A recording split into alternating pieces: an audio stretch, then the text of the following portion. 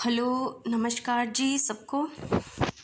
कि जी जो आज का हमारा टॉपिक है वो है क्वांटम में हम डिस्कस करने जा रहे हैं श्रोडिंगर वेव इक्वेशन। ठीक है, और उसके बाद जो केसेस आते हैं जैसे कि फाइनाइट पोटेंशियल स्टेप पोटेंशियल है, ठीक है, और रेक्टेंगुलर जो बैरियर है वो टनलिंग इफेक्ट, वो वाला सब हम डिस्कस करने जा रहे हैं। क्लियर? ठीक है, तो शुरू करते हैं हम। फर्स्टली हमारे पास जो श्रोडिंगर वेव इक्वेशन है ये क्या है कि क्वांटम मैकेनिक्स में हम बात करते हैं कि पार्टिकल है जो उसकी पोजीशन हमें प्रॉपरली नहीं मालूम होती कि मतलब वो कैसी, मतलब कहाँ पे है पार्टिकल। हमारे पास एक अप्रोक्सीमेशन होता है कि बस एक रीज़न है जिसमें हमारे पास पार्टिकल क्या है इसमें हो सकता है। ठीक है, हम अंदाज़ा ही लगाते हैं कि हाँ मतलब इतना रीज़न है, इस रीज़न में हमारे पास पार्टिकल होगा। वैसे नहीं है कि जैसे न्यूटोनियन मैकेनिक्स में हम बात कर लेते हैं कि हाँ पार्टिकल की पोजीशन x है, x is equal to 5y है, या इतना डिस्टेंस कवर कर लिया, वैसा नहीं होता। इसमें हम क्वांटम मैकेनिक्स में क्या लगाते हैं, एक जस्ट अप्रोक्सीमेशन लगाते हैं कि हाँ पार्टिकल इस पोजीशन में है। ठीक है जी, तो इस मतलब जो रीज़न लिया है, सॉरी पोजीशन नहीं रीज़न है, जो इस रीज़न में कन्फाइंड है। क्लियर? और जो पार्टिकल है, ठीक है, हम बोलते हैं कि जो पार्टिकल जो लाइट है वो एज अ पार्टिकल भी बिहेव करती है और वेव की तरह भी बिहेव करती है। ठीक है जी, तो जो वेव है हमारे पास, ठीक है जी, जो वेव है हमारे पास उसकी जो उसको किस चीज़ से डिफाइन करते हैं कि जैसे मान लो किसी न्यूटोनियन मैकेनिक्स में हम किसी पार्टिकल की पोजीशन बतानी हो तो हम डिनोट करते हैं एक्स वाला कोऑर्डिनेट या वाई वाला या जेड वाला। ठीक है, तो ऐसे ही इसमें हम पार्टिकल की जो है पोजीशन उसको डिफाइन करने के लिए वेव फंक्शन लेते हैं। ठीक है, तो वेव फंक्शन है, ठीक है, उसको बोलती हैं साई। क्लियर? और जो अब हम बढ़ने जा रहे हैं कि जैसे हम न्यूटोनियन मैकेनिक्स में हम इक्वेशन पढ़ते हैं, न्यूटन्स लॉ ऑफ मोशन पढ़ते हैं। ठीक है, वैसे ही हमारे पास क्या है, श्रोडिंगर वाली इक्वेशंस हैं। एक है हमारे पास टाइम इंडिपेंडेंट है और दूसरी है हमारे पास टाइम डिपेंडेंट है। ठीक है जी, तो सबसे पहले मैंने ऊपर लिखा हुआ है stationery state. Clear? Stationery state है, ठीक है, इसका फॉर्मूला है हमारे पास साई एक्स टी। मीन्स जो साई जो वेव फंक्शन है वो किन दो चीज़ों के ऊपर डिपेंड कर रहा है, किन दो चीज़ों का फंक्शन है, एक्स और टी का। Clear? Is equal to psi X into E the power minus iota E T by H cut. Clear? ठीक है जी, ये आपको देखने से चल गया होगा पता कि psi X T is equal to क्या है, psi X E raise to power minus iota E T by H cut. और एच कट को याद रखना कि एच कट की हमेशा वैल्यू क्या है, h by 2 pi. Clear? H cut की वैल्यू क्या है हमारे पास, h by 2 pi. Clear? Next है हमारे पास Schrodinger time independent wave equation. Schrodinger time independent wave equation क्या है, d square psi by d x square plus 2m by H cut square E minus V into psi is equal to 0। ठीक है जी, इसको learn करना है। Time independent और dependent दोनों इक्वेशंस को हमने लर्न करना है। ऑब्वियसली टाइम इंडिपेंडेंट की बात कर रहे हैं तो इसमें टाइम का कोई भी हमारे पास इन्वॉल्वमेंट नहीं होगा। ठीक है जी, तो क्या है हमारे पास, और D square psi by d x square को हम क्या लिख देते हैं, डेल स्क्वेयर की भी लिख देते हैं। डेल स्क्वेयर लिख देते हैं। डेल हमारे पास क्या होता है, लैप्लेशियन ऑपरेटर होता है। क्या होता है, दिस इज डेल स्क्वेयर, इसको हम क्या बोलते हैं, लैप्लेशियन ऑपरेटर। ठीक है, और अगर हम वी क्या है हमारे पास, अगर हमारे पास फ्री पार्टिकल की बात करते हैं, ठीक है, तो उसको इसमें हमारे पास वी क्या हो जाता है, 0 हो जाता है। क्लियर? ठीक है, तो ये हमारे पास टाइम इंडिपेंडेंट वेव इक्वेशन थी, d square psi by d x square plus 2m by H cut square E minus V bracket में into psi is equal to 0। Clear? Next है हमारे पास time dependent wave equation. Time dependent wave equation में हमारे पास क्या है, minus h cut square by 2m del square psi by curl square psi by curl x square plus we psi is equal to iota H cut curl psi by curl T. इसमें time dependent की बात कर रहे हैं तो इसमें time का factor आ रहा है हमारे पास।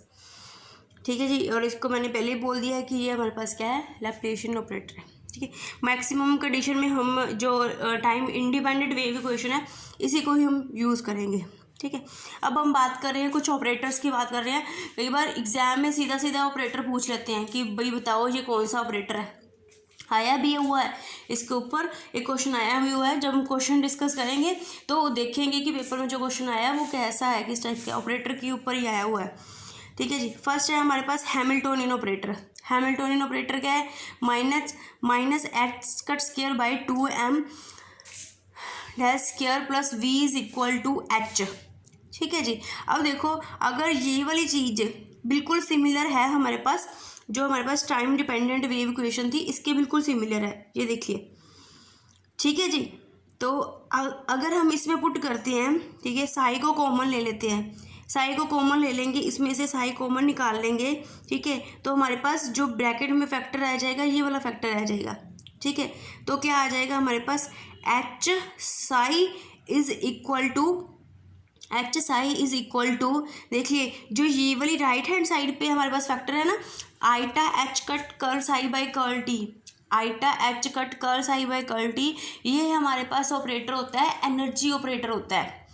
Iota H cut curl by curl T, iota H cut curl by curl T, ये हमारे पास क्या होता है, एनर्जी ऑपरेटर होता है। तो इसको हम बोल देते हैं ई, इसको लिख देते हैं ई इंटू साई। तो हमारे पास जो टाइम डिपेंडेंट वेव इक्वेशन है ये किस में कंपैक्ट होगी, h psi is equal to E psi. H psi is equal to E psi कैसे कंपैक्ट फॉर्म में होगी, देखिए, जो ये वाला है minus h cut square by 2m curl square by curl x square plus psi common निकालेंगे plus v, ये हमारे पास कौन सा ऑपरेटर होता है, हैमिल्टोनियन ऑपरेटर होता है, that is H. And H को एच पुट कर दिया हमने, साथ में जो साई था हमने कॉमन निकाला था, H psi is equal to right hand side में हमारे पास क्या है, iota H cut curl psi by curl T, iota H cut curl by curl T हमारे पास क्या होता है, एनर्जी ऑपरेटर होता है, that is E into psi. तो हमारे पास जो टाइम डिपेंडेंट वेव इक्वेशन है उसकी कंपैक्ट फॉर्म क्या आएगी हमारे पास, h psi is equal to E psi. Clear? ठीक है जी।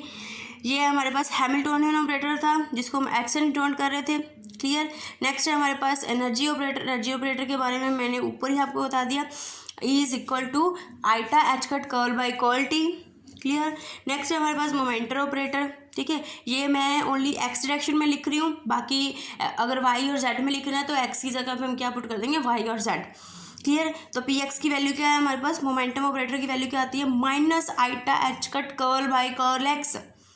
देखिए इन दोनों में हमें कंफ्यूज नहीं होना है, इन दोनों को लर्न करने भी हमें कंफ्यूज नहीं होना है। देखो जो एनर्जी है वो टाइम के ऊपर डिपेंड है, ठीक है, और जो मोमेंटम है वो किसके ऊपर डिपेंड है, एक्स के ऊपर डिपेंड है।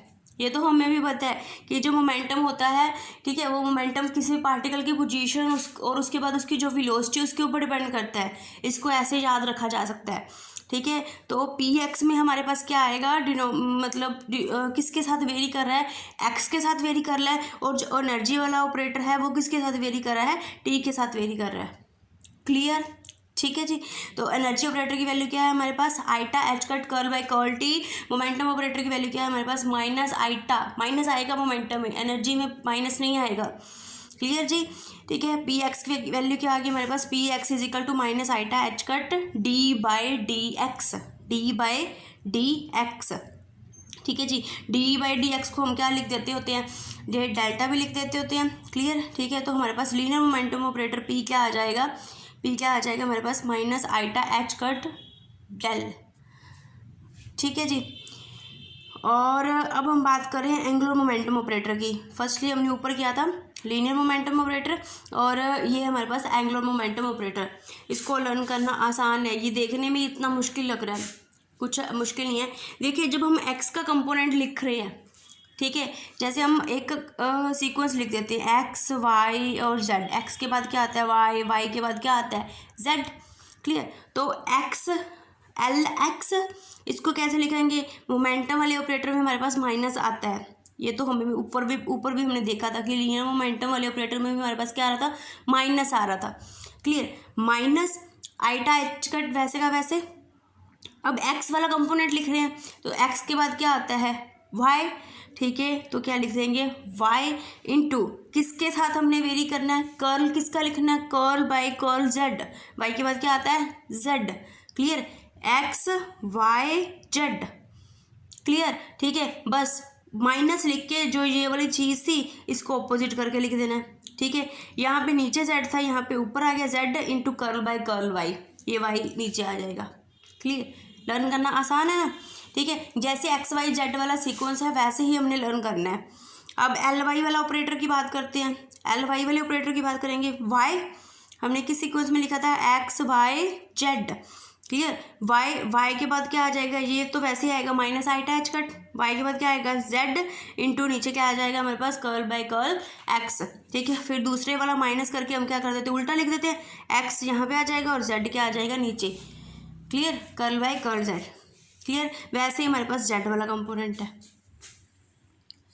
ओके जी, क्लियर। ओके, नेक्स्ट हम देख रहे हैं spin angular momentum operator. Spin angular momentum operator क्या है, एस ब्रैकेट में हमारे पास क्या है, S L is equal to 0। S half के अकॉर्डिंग हमारे पास एम की वैल्यू क्या क्या हो सकती है, प्लस हाफ और माइनस हाफ। क्लियर, ओके जी। अब हम आगे चलते हैं। अब हम डिस्कस करते हैं पार्टिकल इन अ बॉक्स। बहुत ही इंटरेस्टिंग है, ठीक है। कुछ खास नहीं है, जस्ट हमने देखना है कि हम एक कमरे में हैं, ठीक है। उसकी एक दीवार है, अब उसकी जो दीवार है उसको हमने क्रॉस करना है, ठीक है। अगर कोई बंदा कैपेबल होगा, उसके पास इतनी एनर्जी होगी कि भी वो दीवार क्रॉस कर सकता है, ठीक है, तो वो कर जाएगा। नहीं तो क्या है, वो टकरा के दीवार से वापस आ जाएगा। क्लियर है, ठीक है जी।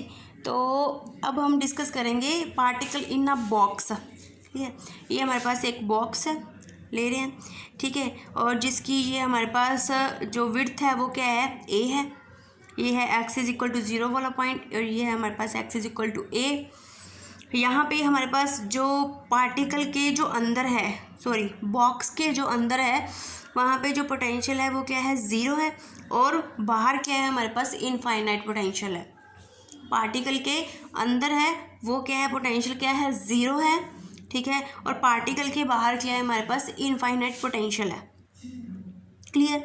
क्लासिकली न्यूटोनियन मैकेनिक्स के अकॉर्डिंग अगर हम देखते हैं तो क्या आएगा कि अगर बाहर है, ठीक है जी, अगर बाहर है तो उसकी एनर्जी क्या है, 0। बॉक्स के अगर हमारे पास बॉक्स पार्टिकल बॉक्स के बाहर है तो उसकी एनर्जी क्या है, 0। क्लियर, ठीक है। और अगर हमारे पास उसकी एनर्जी 0 है तो हम न्यूटोनियन मैकेनिक्स के according classical point of view लेते हैं तो हम यही कहेंगे कि अगर उसके पास उसकी एनर्जी 0 है तो पार्टिकल क्या होगा, रेस्ट पे होगा। मीन्स पार्टिकल बॉक्स के बाहर जो पार्टिकल वो क्या होगा, रेस्ट पे होगा अकॉर्डिंग टू क्लासिकली मैकेनिक्स, ठीक है। और अगर हम बात करते हैं E is greater than 0, E is greater than 0, ठीक है जी। E अगर ग्रेटर देन 0 है इट मीन्स, और हमें पता है जो V है तो वो किसको अप्रोच कर रहा है, इन्फिनिटी को अप्रोच कर रहा है। तो F क्या है, F का फॉर्मूला हमारे पास क्या होता है, माइनस dV/dx, ठीक है जी, माइनस dV/dx, ठीक है जी। F इज इक्वल टू क्या है, माइनस dV/dx। मैंने यहाँ पे उल्टा बोल दिया, मैंने आउटसाइड दी बॉक्स बोल दिया, आउटसाइड दी बॉक्स नहीं बोलना, इनसाइड है, क्योंकि यहाँ पे हमारे पास क्या एनर्जी 0 है, ठीक है जी। तो पार्टिकल क्या होगा, रेस्ट पे होगा। क्लियर। अब यहाँ पे क्या है, E अगर हमारे पास क्या है, ग्रेटर देन 0 है, मतलब उसकी वैल्यू कुछ है, उसके पास कुछ ना कुछ एनर्जी है, ठीक है, उसके पास कुछ ना कुछ एनर्जी है। तो अगर हम, और हमारे पास जो V है वो क्या है, इनफाइनाइट है आउटसाइड द बॉक्स। और F का फॉर्मूला हमारे पास क्या होता है, F is equal to minus dV/dx, F is equal to minus dV/dx, ठीक है जी। इट मीन्स जो पार्टिकल है वो क्या करेगा, फोर्स एक्सपीरियंस करेगा, बट नेगेटिव साइन की वजह से वो कौन सी फोर्स एक्सपीरियंस करेगा, रिटार्डिंग फोर्स एक्सपीरियंस करेगा। क्लियर, ठीक है जी। कह रहे हैं फर्स्ट कंडीशन में तो हम बोले कि पार्टिकल के पास 0 एनर्जी है, मतलब 0, तो वो बिल्कुल रेस्ट पे होगा। सेकेंडली हम बोल रहे हैं कि अगर पार्टिकल के पास जो एनर्जी है वो कुछ है, उसकी कुछ वैल्यू है, ग्रेटर देन ज़ीरो है, तो हमारे पास v क्या है, इनफाइनाइट है। अगर इनफाइनाइट है तो हमारे पास f का फॉर्मूला होता है -dv/dx, ठीक है, -dv/dx। तो हमारे पास इट मीन्स कुछ ना तो वो क्या करेगा, इनफाइनाइट पोटेंशियल की वजह से वो हमारे पास कुछ ना कुछ फोर्स एक्सपीरियंस करेगा, बट वो फोर्स क्या होगी, हमारे पास रिटार्डिंग फोर्स होगी, ठीक है जी। तो पार्टिकल क्या करेगा, मूव करेगा बैक एंड, पार्टिकल क्या करेगा, मूव करेगा बैक एंड फोर्थ, ऐसे जैसे एक ऑसिलेशंस होती है पार्टिकल की, मतलब कभी बैक कभी, जैसे सीसा झूला होता है हमारे पास वैसे। क्लियर, ठीक है जी। तो ये हो गया हमारे पास क्लासिकली। अब हम बात कर रहे हैं क्वांटम व्यू की, क्वांटम व्यू की बात कर रहे हैं। हम लेंगे टाइम इंडिपेंडेंट वेव इक्वेशन लेंगे, d²ψ/dx² + 2m/h² e - v into psi is equal to zero, ठीक है। v को ज़ीरो पुट कर देंगे क्योंकि पार्टिकल हमारे पास क्या है, फ्री पार्टिकल है, तो उसके ऊपर कोई भी फोर्स नहीं लग रही एक्सटर्नल, तो v क्या हो जाएगा हमारे पास ज़ीरो, ठीक है जी। ज़ीरो होने के बाद इस जो ये वाली वैल्यू आएगी तो इसको हम k पुट कर देंगे, ठीक है। 2me/h² को क्या पुट कर देंगे, k पुट कर देंगे, ठीक है। अब हम बाउंड्री कंडीशंस लगाएंगे। बाउंड्री कंडीशंस क्या होती हैं कि जो वेव फंक्शन होता है एक तो वो कंटिन्यूस होना चाहिए बाउंड्री कंडीशन पे, मतलब x is equal to zero और x is equal to a, ये दोनों पॉइंट्स पे जो वेव फंक्शन है और वेव फंक्शन का डेरिवेटिव है, ये दोनों क्या होने चाहिए, हमारे पास कंटिन्यूस होने चाहिए। बाउंड्री कंडीशंस क्या होती है हमारे पास, पार्टिकल का वेव फंक्शन और वेव फंक्शन का डेरिवेटिव, ये दोनों हमारे पास क्या होने चाहिए, कंटिन्यूस होने चाहिए। किस पॉइंट पे, x is equal to zero and x is equal to a। तो हमारे पास जो जब हम लगाते हैं तो हमारे पास k की वैल्यू क्या आती है, n π/a। यहाँ पे हमने k की वैल्यू क्या पुट की थी, 2me/h², ठीक है जी। और यहाँ पे क्या आ रही, k is equal to n π/a। इन दोनों को क्या करेंगे, कंपेयर करेंगे। कंपेयर करने के बाद हमारे पास e की वैल्यू क्या आ जाएगी, n² π² h²/2ma²।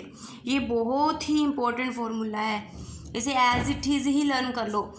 e is equal to n² π² h²/2ma², n² π² h²/2ma², ठीक है जी। ये है हमारे पास पार्टिकल जब बॉक्स में है तो उसके पास कैसी जो वैल्यूज़ हैं वो कैसी आएंगी हमारे पास, n² π² h²/2ma², ठीक है। π² पता है आपको, h² की वैल्यू पता है, 2 भी मास है, ठीक है, m।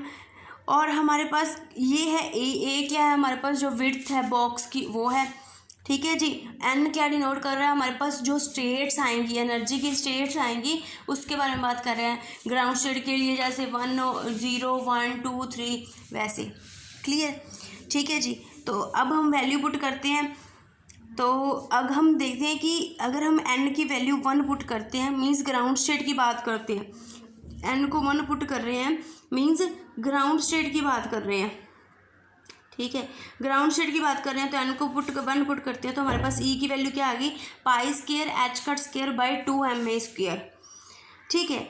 It means ground state पे भी उसकी कुछ ना कुछ वैल्यू है, that is called zero point energy, that is called zero point energy, minimum. और ये है क्वांटम व्यू के अकॉर्डिंग हमारे पास। क्वांटम मैकेनिक्स है वो कहती है कि पार्टिकल के पास एट लीस्ट कुछ ना कुछ एनर्जी तो ज़रूर ही होगी। हमने v भी 0 कर दिया, ठीक है। पार्टिकल के पास कुछ ना कुछ एनर्जी तो होगी ही होगी, उसकी एनर्जी ज़ीरो हो ही नहीं सकती। ग्राउंड स्टेट पे भी उसकी एनर्जी एग्जिस्ट है और उसकी वैल्यू कितनी है, π² h²/2ma², that is called zero point energy.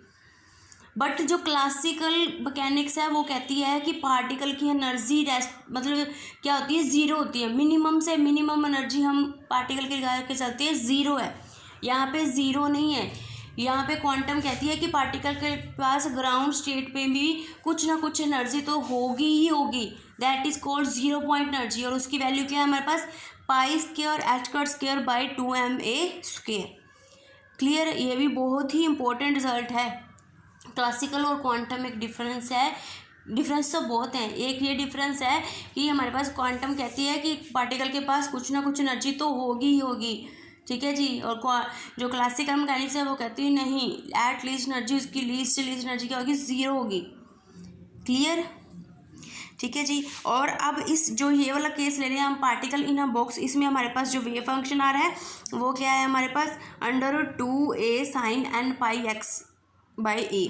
इसको भी लर्न करना है। जो हमारे पास वेव फंक्शन आएगा, बाउंड्री कंडीशन लगाने के बाद के की वैल्यू फाइंड आउट करने के बाद हमारे पास जो फंक्शन आ रहा है उसकी वैल्यू क्या आ रही है, वेव फंक्शन की वैल्यू साई की वैल्यू क्या आ रही है, √2a sin n pi x/a। Clear, ठीक है जी। अब हम बात कर रहे हैं एक स्पेशल केस की बात कर रहे हैं, इसके ऊपर MCQ भी आया हुआ है कि पार्टिकल को बॉक्स में फाइंड करने की प्रोबेबिलिटी कहाँ पे मैक्सिमम होगी। ठीक है, और n को भी 1 पुट कर रहे हैं। कहते हैं where is a probability of finding the particle maximum, कहाँ पे मैक्सिमम है, ठीक है। ग्राउंड स्टेट में भी कहाँ पे मैक्सिमम है। तो जब हम प्रोबेबिलिटी कैसे निकालते हैं, साई स्टार साई, प्रोबेबिलिटी कैसे निकालते हैं, साई स्टार साई। क्लियर, तो उसको पुट करते हैं तो हमारे पास x की वैल्यू क्या आती है, a/2। a/2 मतलब a/2 मतलब हमने a क्या था, ये वाली जो पूरी विड्थ थी बॉक्स की वहाँ, और a/2 क्या हो जाएगा, बॉक्स का हाफ हो जाएगा, बॉक्स के मतलब सेंटर में, ठीक है। इट मीन्स पार्टिकल को फाइंड करने की प्रोबेबिलिटी कहाँ पे मैक्सिमम होगी, eight the centre of box.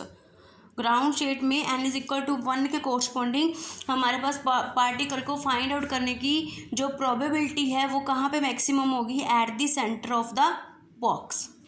Clear, ठीक है। अब हम पार्टिकल इन अ बॉक्स से हमारे पास कौन कौन से मेन इंपॉर्टेंट रिजल्ट हमें देखने को मिले कि जो क्लासिकली तो वो बोलते हैं कि पार्टिकल क्या करेगा, बैक एंड फोर्थ मोशन करेगा, मीन्स ऑसिलेट जैसा मोशन होगा उसका, ठीक है, ऑसिलेटिंग। बट क्वांटम मैकेनिकली क्या कहते हैं कि, और इसमें बोल रहे हैं कि हमारे पास एनर्जी पार्टिकल की लीस्ट से लीस्ट एनर्जी क्या होती है, ज़ीरो होती है। बट क्वांटम मैकेनिकली हमारे पास एनर्जी की वैल्यू आती है और उसको हम क्या बोलते हैं, 0 पॉइंट एनर्जी। उसका फॉर्मूला क्या होता है हमारे पास, E=π² h²/2ma²। क्लियर, ठीक है। और इसमें हमारे पास जो एनर्जी की वैल्यू है हमें ये लर्न करनी है, n² π² h²/2ma², n² π² h²/2ma²। Clear, ठीक है। और पार्टिकल को फाइंड करने की वो कहाँ पे मैक्सिमम, क्या क्या प्रोबेबिलिटी है कि वो कहाँ पे मैक्सिमम पाया जाएगा हमारे पास, at the centre of box in a ground state, n=1 के कोरस्पॉन्डिंग। क्लियर जी, ठीक है। अब हम नेक्स्ट चीज़ की बात करने जा रहे हैं, स्टेप ऑफ पोटेंशियल। ठीक है जी, स्टेप ऑफ पोटेंशियल। इसमें हमारे पास क्या है कि ये हमारे पास मान लो कोई भी चीज़, कोई भी बॉक्स ले लो, या कोई भी मान लो कि कमरा है, हमने पहले ही बोला था, उसकी एक दीवार है, उसको हमने क्रॉस करना है। अगर हमारे पास इतनी एनर्जी है कि हम उसको क्रॉस कर सकते हैं, ठीक है, तो कर जाएंगे, नहीं तो रिफ्लेक्ट हो जाएंगे। अब क्लासिकल मैकेनिक्स क्या बोलती है और क्वांटम मैकेनिक्स क्या बोलती है, अभी हम इसको देखना है। ठीक है जी, स्टेप ऑफ पोटेंशियल इसमें हम पहले डिस्कस कर रहे हैं, energy is greater than step height. ये वाला स्टेप है, ये स्टेप हाइट है हमारे पास। ठीक है जी, तो यहाँ पे फर्स्ट रीज़न में, ये फर्स्ट रीज़न है और ये सेकेंड रीज़न है। यहाँ पे हमारे पास v क्या है, 0 है, यहाँ पे v क्या है, v0 के इक्वल है। ठीक है, मीन्स x के बिल्कुल लेफ्ट पे हमारे पास v की वैल्यू क्या है, 0 है, और इसके बाद क्या है, v0 है। ठीक है जी, और ये हमारे पास स्टेप हाइट है। क्लियर है, ठीक है जी। तो यहाँ पे जो हमारे पास एक ध्यान, जो मेन चीज़ है वो क्या है, हमारे पास जो एनर्जी है वो क्या है, पार्टिकल के पास जो एनर्जी है वो स्टेप हाइट से क्या है, ज़्यादा है। Energy is greater than step height, means E is greater than V। Clear, ठीक है, मीन्स इसके पास है एनर्जी की, इसको क्या कर सकता है, क्रॉस कर सकता है। ठीक है, कहते हैं कि क्लासिकल क्या कहते हैं कि हमारे पास फॉर्मूला होता है F=-GV/dx। कहते हैं कि एक्सपीरियंस करेगा रिटार्डिंग फोर्स। ठीक है, बट वो क्या कर जाएगा, सेकंड रीजन में चला जाएगा। ठीक है जी, बट वो सेकंड रीजन में चला जाएगा, सेकंड रीजन में चला जाएगा। क्यों? क्योंकि उसके पास इतनी एनर्जी है कि वो दीवार को क्रॉस कर सकता है। एक्सपीरियंस तो करेगा रिटार्डिंग फोर्स, ठीक है, मीन्स उसे पीछे से धक्का होगा, पुल होगा, ठीक है, बट वो जो हमारे पास ये स्टेप है इसको क्रॉस कर जाएगा क्योंकि उसके पास एनर्जी क्या है, ज़्यादा है स्टेप हाइट से। क्लियर? ठीक है, ये तो क्लासिकल है, ये तो सिंपल सी बात होगी, ये तो हमें भी पता है भी ऐसा ही होगा। बट अब क्वांटम क्या कहती है ये देखना हमने। देखिए हम लगाएंगे कि क्वांटम मैकेनिकली हम टाइम इंडिपेंडेंट वेव इक्वेशन लगाएंगे और वेव फंक्शन फाइंड आउट करेंगे बाउंड्री कंडीशन लगा के। तो हमारे पास जो इक्वेशन आ जाएगी वो आ जाएगी d²ψ/dx² + 2me/h² Sai is equal to 0। और इसको हम क्या पुट कर देंगे k1 का स्क्वायर। हमारे पास जो फर्स्ट रीज़न है उसके लिए वेव फंक्शन आ जाएगा ae⁻k1x + be⁻−i⁻k1x। ये प्लस वाला पोर्शन है, प्लस वाला पोर्शन है वो इंसिडेंट वेव को रिप्रेजेंट कर रहा है, इंसिडेंट को, और जो माइनस वाला है वो किसको रिप्रेजेंट कर रहा है, रिफ्लेक्टेड को। ठीक है जी। वैसे ही हम सेकंड रीजन के लिए वेव फंक्शन निकालेंगे तो वो क्या आएगा, ce⁻i⁻k2x + de⁻−i⁻k2x। बट कहते हैं कि अब देखो ये हमारे पास फर्स्ट रीजन है, यहाँ पे सेकंड रीजन है, ये तो फर्स्ट के लिए हो गया, ये सेकंड के लिए है ये वाला वेव फंक्शन। अब ये वाला जो ये ce⁻i⁻k2x है, ठीक है जी, ce⁻i⁻k2x है, ये कॉरस्पॉन्डिंग इंसिडेंट को करेगा। ठीक है, और ये वाला क्या करेगा, रिफ्लेक्शन को। ठीक है, अब ये फर्स्ट रीज़न है, सेकंड रीज़न है। अब यहाँ सेकंड रीज़न में बात करें कि सेकंड रीज़न में पार्टिकल है, चलो इंसिडेंट तो हो ही गया फर्स्ट रीज़न से, जब सेकंड रीज़न में आएगा तो इंसिडेंट तो हो गया, बट आगे तो कोई है ही नहीं हमारे पास जिससे वो रिफ्लेक्ट होके आएगा। ठीक है, मीन्स आगे तो हमारे पास कोई और दीवार तो नहीं है जिससे वो रिफ्लेक्ट होके आएगा। तो डी वाला चीज़ जो ये वाला कंपोनेंट है ये हमारे पास क्या हो जाएगा, 0। क्लियर? ठीक है जी। तो हमारे पास वेव फंक्शन क्या आ जाएगा, ओनली ये वाला part, ψ2 is equal to ce⁻i⁻k2x। Clear? ठीक है जी। और अब आगे देखते हैं कि इसमें रिफ्लेक्शन कोफिशिएंट देखेंगे। रिफ्लेक्शन कोफिशिएंट, अगर रिफ्लेक्शन कोफिशिएंट और ट्रांसमिशन कोफिशिएंट से क्वांटम हमें ये पता चलेगा कि पार्टिकल की रिफ्लेक्शन हो रही है तो वो किन फैक्टर्स के ऊपर डिपेंड कर रही है, अगर हो रही है या नहीं हो रही, ट्रांसमिशन हो रही है या नहीं हो रही, वो अगर हो रही है तो वो किन फैक्टर्स के ऊपर डिपेंड कर रही है। क्लियर? अगर रिफ्लेक्शन कोफिशिएंट की बात करते हैं तो हमारे पास जो आर की वैल्यू आती है वो क्या आती है, k1 - k2 over k1 + k2 का होल स्क्वायर। ठीक है जी। It means R reflection coefficient की कुछ ना कुछ वैल्यू तो आ रही है।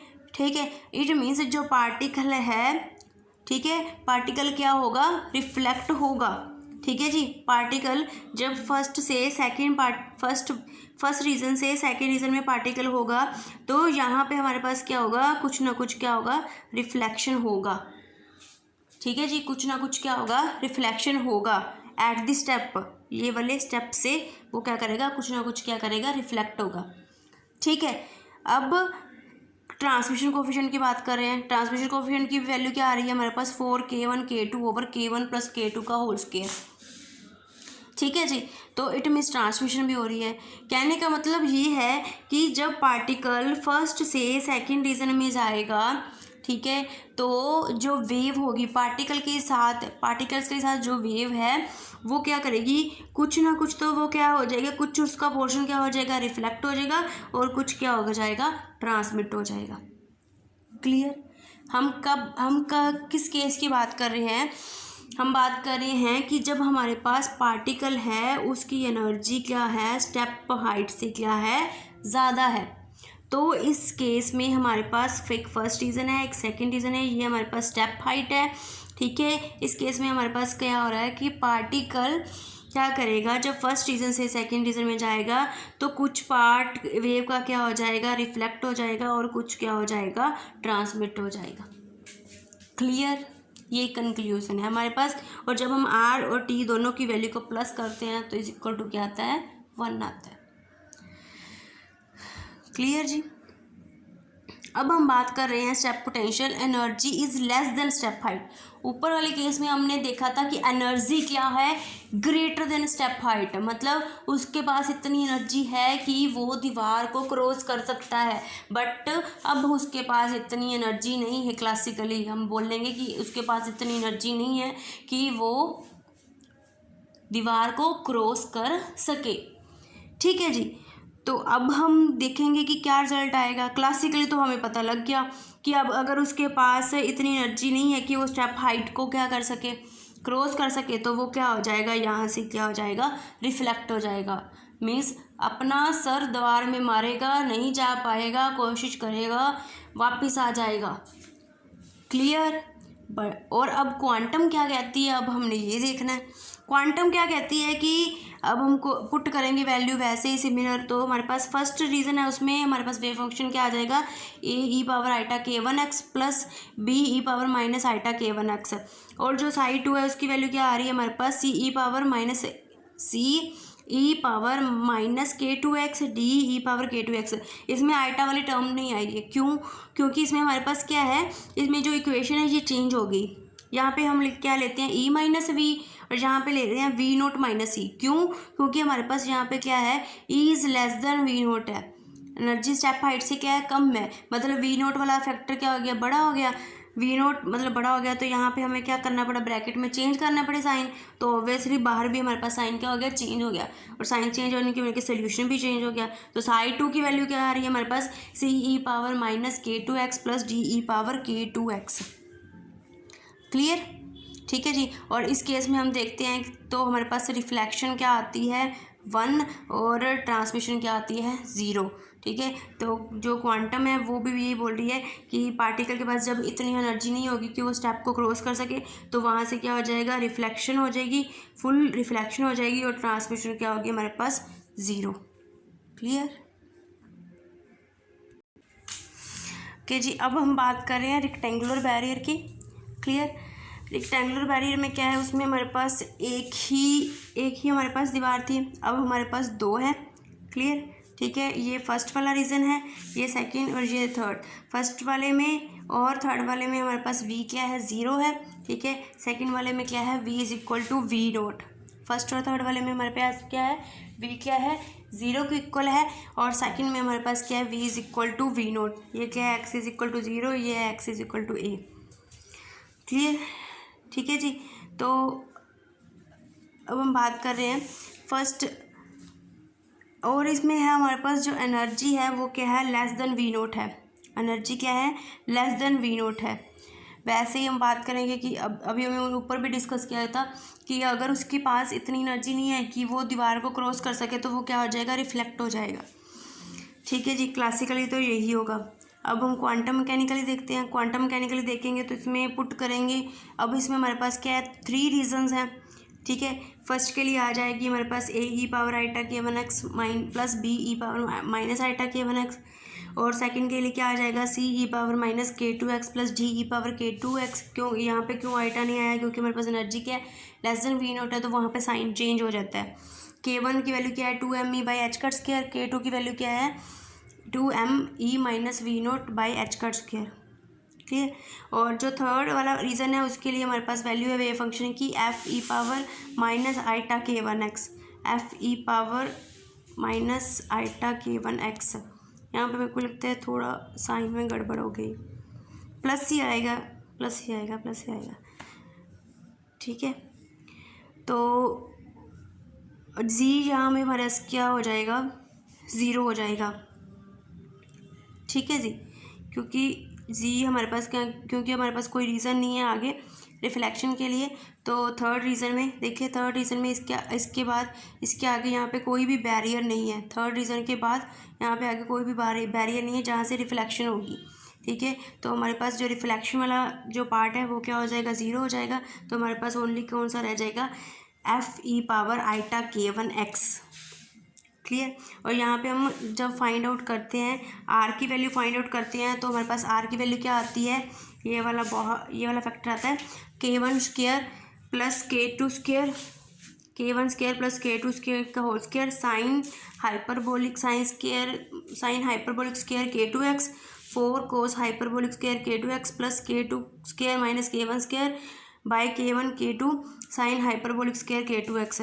इट में से रिफ्लेक्शन कोफिशिएंट की वैल्यू आ रही है, इट में पार्टिकल क्या होगा, बैरियर से क्या होगा, रिफ्लेक्ट होगा। क्लियर, ठीक है। और ट्रांसमिशन कोफिशिएंट की भी कुछ ना कुछ वैल्यू आ रही है।